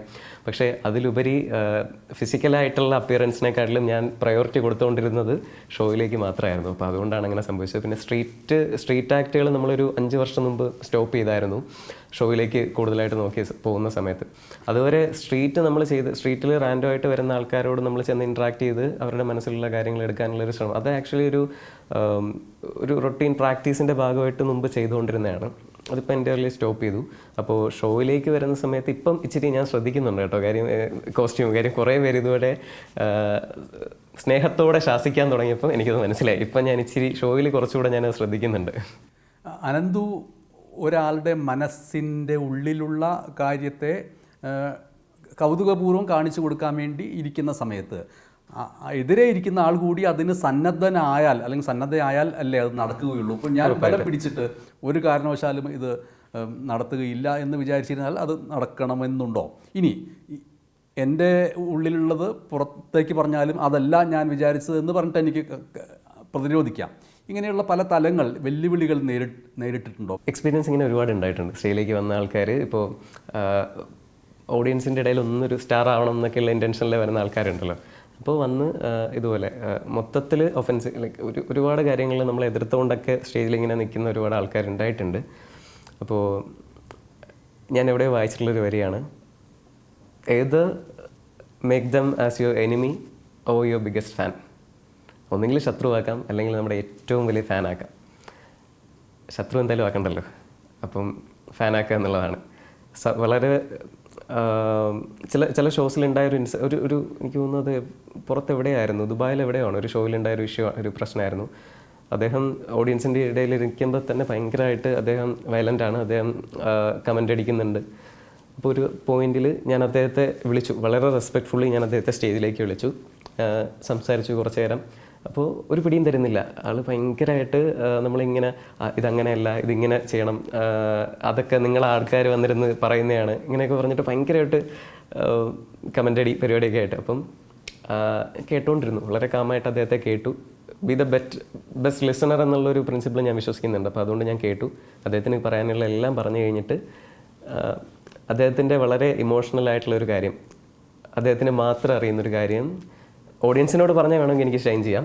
അദ്ദേഹത്തിൻ്റെ ചെവിയിൽ ഞാനൊരു രഹസ്യം പോലെ ഞാൻ പറഞ്ഞു, ചേട്ടാ ഇങ്ങനെ ഒരു ഇഷ്യൂ റീസെൻ്റായിട്ട് ഉണ്ടായിട്ടില്ലേ എന്ന് ചോദിച്ചു. അദ്ദേഹം ഒരു സെക്കൻഡ് ഒന്ന് പോസായി. പിന്നെ ഇച്ചിരി അദ്ദേഹം ക്യൂരിയോസിറ്റി, അദ്ദേഹത്തിൻ്റെ ഉള്ളിൽ നിന്ന് ജെന്യൂൻ ആയിട്ടുള്ളൊരു ക്യൂരിയോസിറ്റി വരാൻ തുടങ്ങി. കുറച്ച് കാര്യങ്ങൾ കൂടെ ഞാൻ ചെവിയിലൊരു മന്ത്രം പോലെ കുഞ്ഞു കുഞ്ഞു കാര്യങ്ങൾ, അദ്ദേഹത്തിനെ റിലേറ്റ് ചെയ്യുന്ന കാര്യങ്ങൾ, എനിക്ക് ഫീൽ ചെയ്ത കാര്യങ്ങൾ പറഞ്ഞു.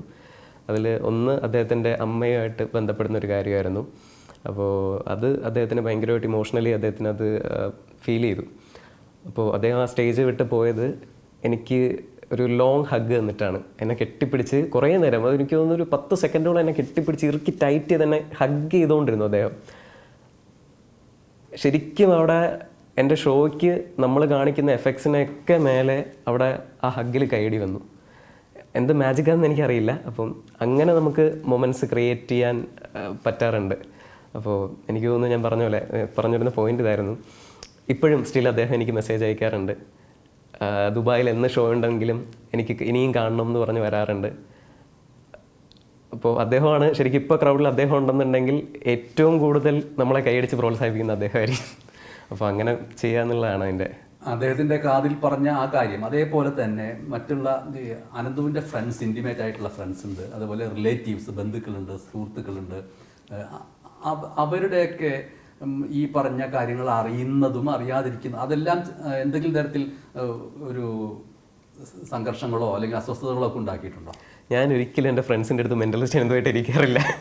അങ്ങനെ ഇരുന്ന് കഴിഞ്ഞ് കഴിഞ്ഞാൽ ഒന്ന് ഒരു സെലിബ്രിറ്റി കൈൻഡ് ഓഫ് സാധനം വന്നു കഴിഞ്ഞ് കഴിഞ്ഞാൽ ഞങ്ങളുടെ സൗഹൃദത്തിന് അത് ബാധിക്കും. അപ്പം ഒരിക്കലും എനിക്കത് ഇഷ്ടമല്ല. ഞാൻ അവരെൻ്റെ സ്കൂളിലൊക്കെ പഠിക്കുമ്പോഴും കോളേജിൽ പഠിക്കുമ്പോഴൊക്കെ ഉള്ളൊരു കൂടെ പഠിച്ച അനന്തു, നമ്മുടെ കൂട്ടുകാരൻ എന്നുള്ളൊരു രീതിയിൽ എന്നെ അക്സെപ്റ്റ് ചെയ്താൽ മതി. എനിക്കതാണ് ഇഷ്ടം.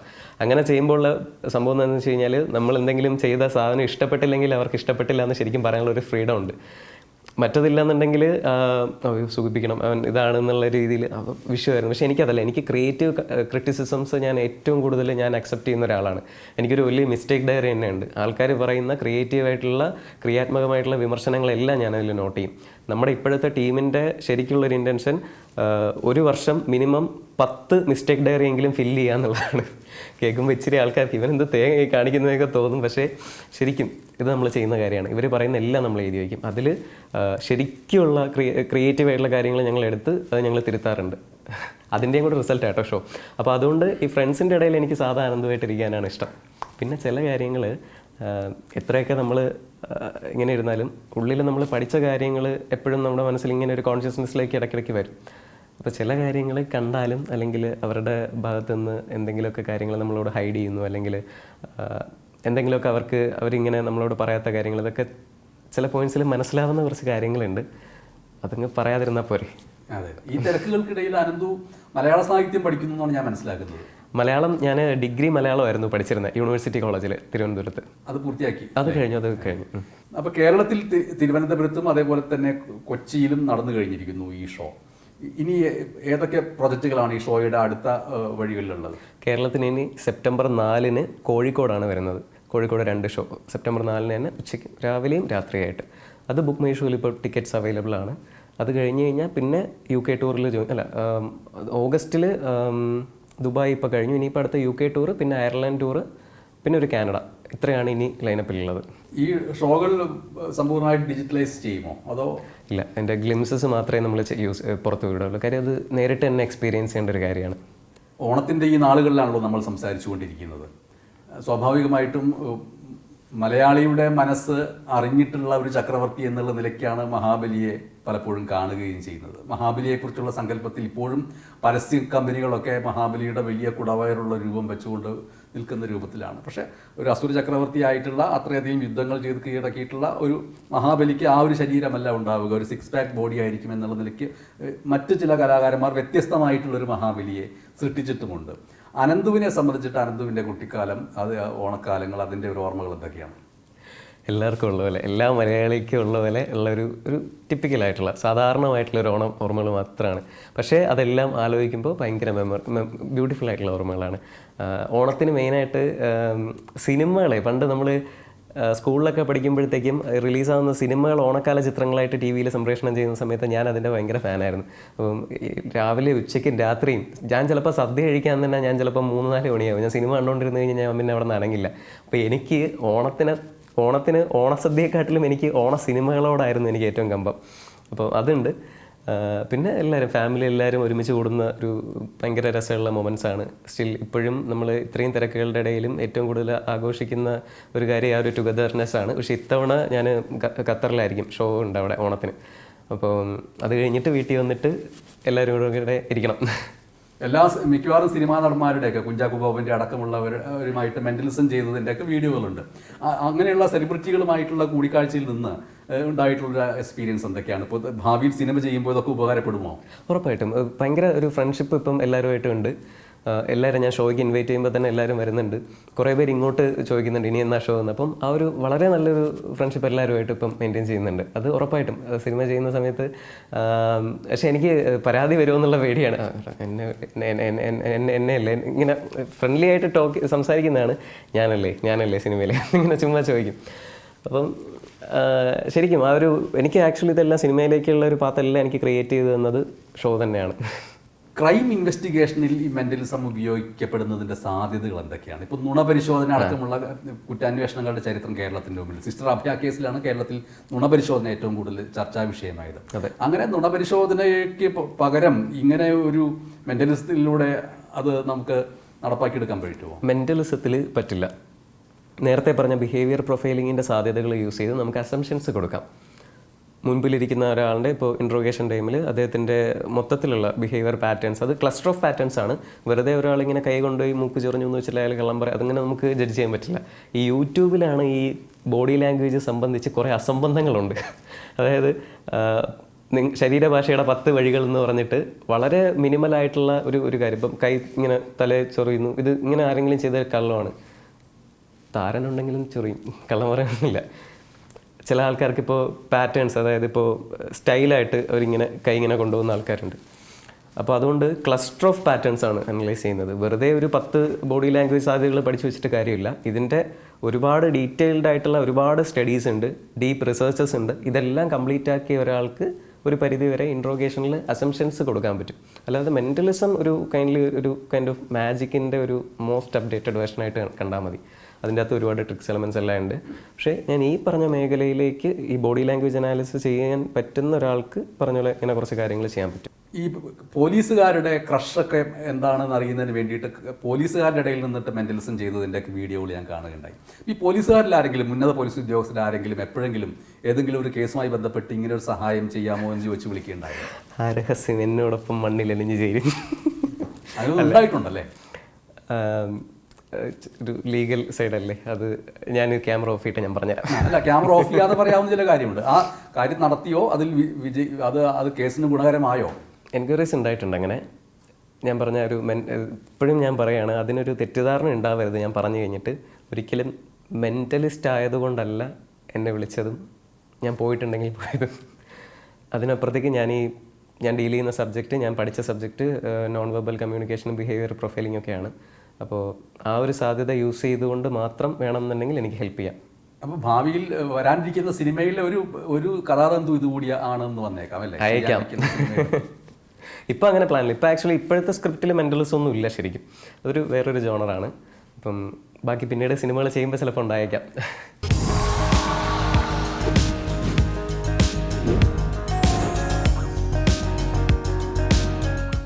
ഈ കുറ്റാന്വേഷണത്തെക്കുറിച്ച് പറഞ്ഞുകൊണ്ട് ചോദിക്കുകയാണ്, കേരളത്തിൽ നരബലി അടക്കമുള്ള അന്ധവിശ്വാസങ്ങളുടെ ഭാഗമായിട്ടുള്ള വലിയ ക്രൈംസ് നടന്നിട്ടുണ്ട്, ഇപ്പോഴും നടക്കുന്നുണ്ട്, പലതും പുറത്തു വരുന്നില്ല എന്നേ ഉള്ളൂ. അന്ധവിശ്വാസം കൂടിക്കൊണ്ടേയിരിക്കുന്നു. ഈ ഒരു ഘട്ടത്തിൽ അന്ധവിശ്വാസത്തിനെതിരായിട്ടുള്ള ഒരു പോരാട്ടം കൂടിയായിട്ട് മെൻ്റലിസത്തിനെയും ഈ ഷോയെയൊക്കെ മാറ്റാൻ കഴിയുമോ? ഉറപ്പായിട്ടും. മുതുകാട് സാറ് ഒരു ഇൻ്റർവ്യൂവിൽ പറഞ്ഞ് ഞാൻ കേട്ടിട്ടുണ്ട്, മനസ്സ് വെച്ചിരുന്നെങ്കിൽ ഇന്ത്യ അറിയുന്ന ഏറ്റവും വലിയ ആൾദൈവമായിട്ട് മാറാമായിരുന്നു എന്ന്. ഇതേ ഓഫർ എനിക്ക് വരാറുണ്ട്. കോടികൾ ഓഫർ ചെയ്തിട്ട് അവർ മെയിൻലി പറയുന്നത് ഒരു പൂജയ്ക്കാണ്. അപ്പോൾ ഈ പൂജയ്ക്ക് ഒരു പെൺകുട്ടി ഇരിക്കും, ആ പെൺകുട്ടിയുടെ മുമ്പിൽ ചെന്നിട്ട് ഇന്നതുപോലെ ചെയ്യണം. വലിയ ഓഫേഴ്സായിരുന്നു. അപ്പം ശരിക്കും ഇത് ചെയ്യാത്തതിൻ്റെ ഒരൊറ്റ റീസൺ ഇതാണ്. നമ്മൾ ഒരു സയൻറ്റിഫിക് ടെമ്പർ എപ്പോഴും ശാസ്ത്രീയമായിട്ടുള്ള ഒരു മനോഭാവത്തിലാണ് ഞാൻ എല്ലാ കാര്യങ്ങളെയും കാണുന്നത്. എവിടെയൊക്കെ കുറച്ച് എനിക്ക് സ്പിരിച്വൽ റിയലൈസേഷൻസ് എനിക്കുണ്ട്. പക്ഷേ അതിനപ്പുറത്തേക്ക് ഞാൻ വിശ്വസിക്കുന്ന, അല്ലെങ്കിൽ ഇനി മെൻ്റലിസത്തിലേക്ക് വരുന്ന, മാജിക്കിലേക്ക് വരുന്ന എല്ലാവരോടും നമ്മൾ എപ്പോഴും പറയുന്ന കാര്യം, ഇതൊരു കലയാണ്. നമ്മളിത് പഠിക്കുന്ന സമയത്ത് അതിൻ്റെ പ്രതിജ്ഞ ഇങ്ങനെയാണ്: ഇതൊരു കലയാണ്, ഇത് സമൂഹത്തിൽ ശാസ്ത്രീയമായിട്ടുള്ള അവബോധം നൽകാൻ വേണ്ടി മാത്രമേ ഞാൻ ഉപയോഗിക്കുകയുള്ളൂ. അതിനപ്പുറത്തേക്ക് യാതൊരുവിധ സൂപ്പർ നാച്ചുറൽ എബിലിറ്റീസും ഞാൻ ക്ലെയിം ചെയ്യില്ല എന്നുള്ളൊരു പ്രതിജ്ഞയോടെ തന്നെ എല്ലാ സ്ഥാപനങ്ങളും തുടങ്ങണം.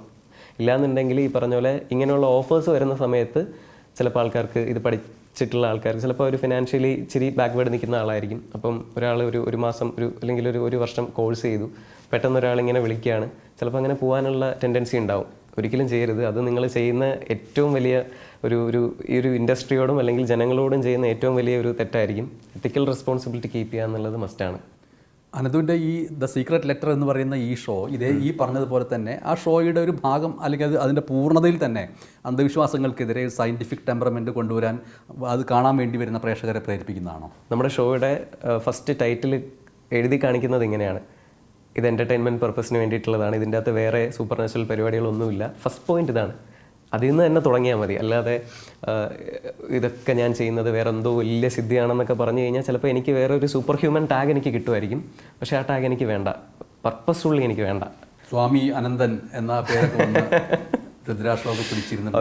എത്ര ഓഫറാണെന്നറിയോ? അത് നോർത്ത് ഇന്ത്യൻ സൈഡിൽ ഇത് ഞാൻ ഷോയ്ക്ക് പറയുന്നത്. നോർത്ത് ഇന്ത്യൻ സൈഡിൽ ഒരു ഷോ കഴിഞ്ഞിറങ്ങിയ സമയത്ത് കുറേ ഇതൊക്കെ കൊണ്ട് ഇട്ട് തന്നിട്ട്, എനിക്ക് ചന്ദനക്കുറിയും ഭസ്മൊക്കെ തൊട്ട് തന്നിട്ട് എന്നോട് പറഞ്ഞു, ഇത് നമുക്ക് ഇങ്ങനെ ഈ രീതിയിൽ നമുക്കിവിടെ കുറേ ഗ്രാമങ്ങളുണ്ട്, ഇവിടെയൊക്കെ ചെന്ന് ഇങ്ങനെ ചെയ്യാം. ശരിക്കും ഉണ്ടായ കാര്യം.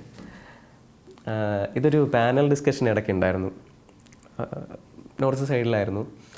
അപ്പോൾ അവിടെ ഒരു ചോദ്യം ഇങ്ങനെ ചോദിച്ചു, സെയിം ക്വസ്റ്റ്യൻ വന്നു: എന്തുകൊണ്ടാണ് നിങ്ങൾ ഇങ്ങനെ ചെയ്യാത്തത് എന്ന് ചോദിച്ചു. നിങ്ങൾ ഇതിനൊരു സൂപ്പർസ്റ്റിഷ്യസ് ഒരു ആസ്പെക്റ്റിൽ എന്തുകൊണ്ട് ചെയ്യുന്നില്ല എന്നുള്ള ക്വസ്റ്റ്യൻ.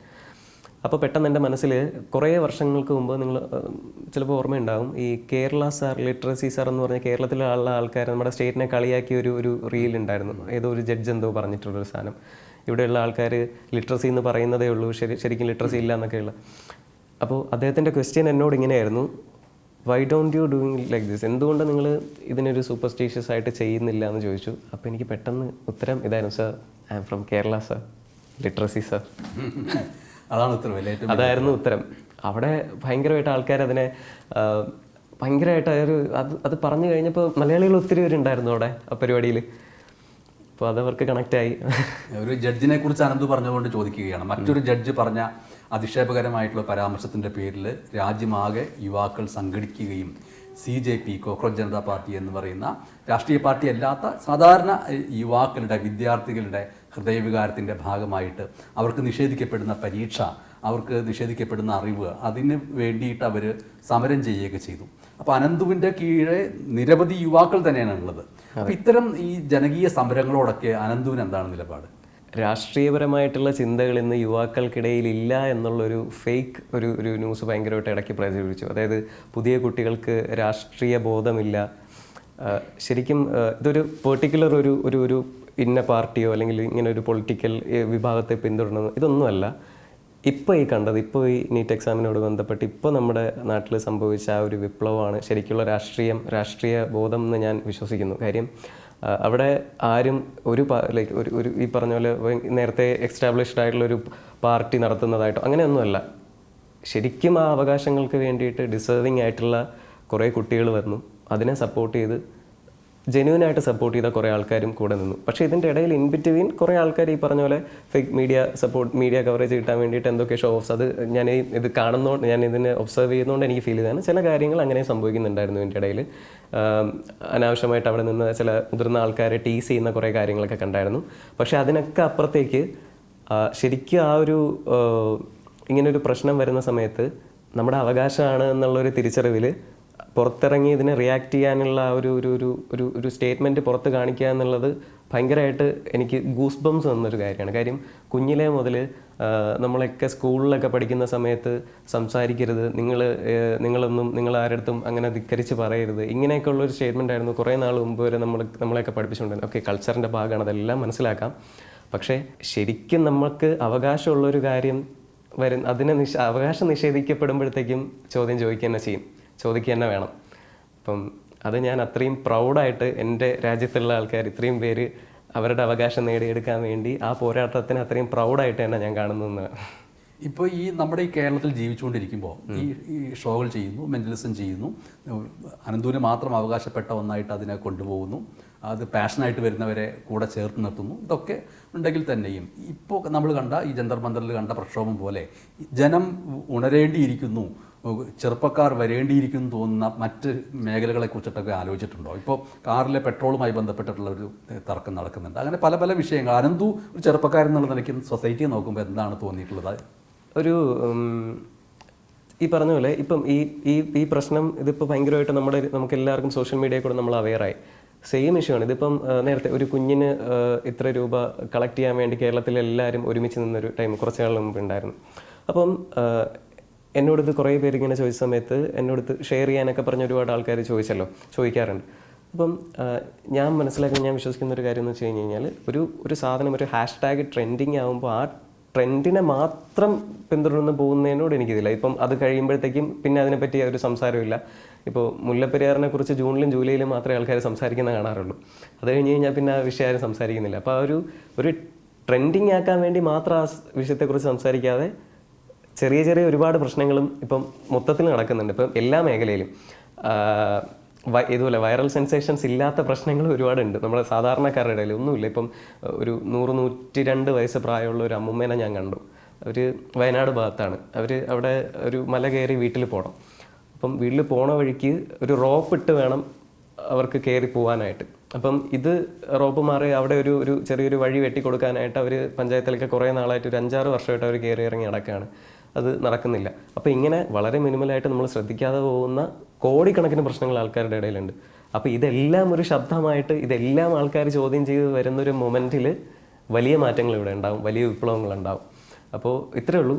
എനിക്കറിയാം നിങ്ങളിപ്പോൾ ചെയ്ത ഈ ഒരു വിപ്ലവം വളരെ വലിയ അതൊരു ഭയങ്കര, ഞാൻ തന്നെ പറഞ്ഞു, ഭയങ്കര എനിക്ക് തന്നെ രോമാഞ്ചം തന്നൊരു വിപ്ലവമായിരുന്നു നിങ്ങൾ അവിടെ ചെയ്തത്.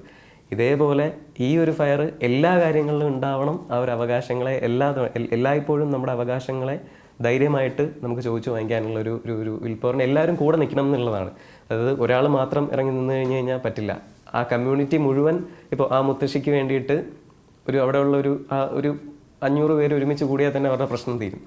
പക്ഷേ അവർ വൈറലല്ല, അവരെ ആൾക്കാർക്ക് അറിയില്ല, അതൊരു സെൻസേഷണൽ കണ്ടന്റും അല്ല. അതുകൊണ്ട് അത് അങ്ങനെ ഒതുങ്ങിപ്പോകുന്നു. അങ്ങനെ ഒതുങ്ങി പോകരുത് എന്നുള്ളൊരു അഭിപ്രായം എനിക്കുണ്ട്.